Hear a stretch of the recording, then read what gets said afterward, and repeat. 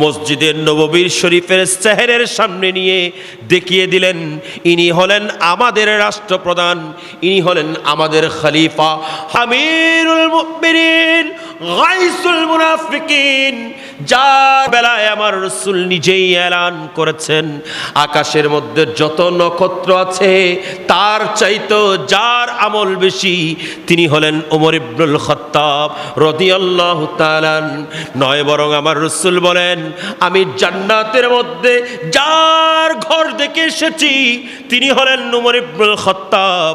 হযরত ওমর ইবনুল খাত্তাবকে যখন খুঁজতে গেলেন ওই ব্যক্তিকে দেখিয়ে দিলেন, দেখো দেখো ওই মসজিদে নববীর চেহারের সামনে যিনি শুয়ে আছে ইনি হলেন আমাদের রাষ্ট্রপ্রধান।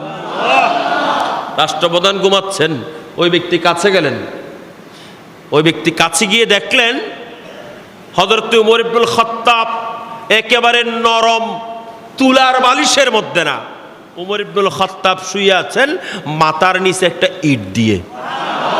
রাতনো বুঝন হলেন কি দিয়ে? ইট দিয়ে। ওই ব্যক্তি বলেন, হুজুর আপনি এভাবে শুয়ে আছেন কেন? মাথার নিচে ইট দিয়ে শুয়ে আছেন, কারণ কি?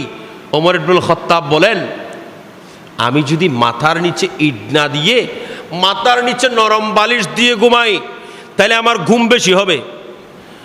আমি যতক্ষণ ঘুমে থাকবো ততক্ষণের এই সময়টুকু আমি আল্লাহর দরবারে কি জবাব দেব?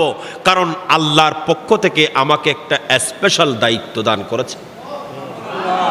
এটা ওমর ইবনুল খাত্তাবের জীবনী নয়, বরং ওমর ইবনুল খাত্তাব যখন রাত্রি গভীর হতো ফারুক আজম আটার বস্তা কাঁধের উপর নিতেন, কাঁধের উপর আটার বস্তা নিয়ে উনি মানুষের ঘরের দুয়ারে দুয়ারে ঘুরতেন। কার ঘরের মধ্যে খাবার নাই তার ঘরের মধ্যে গমের বস্তা আটার বস্তা পৌঁছে দিতেন। এটা হলো ইমামুন আদিলুন। আপনাদেরকে মেসাল দিচ্ছি হাদিসের।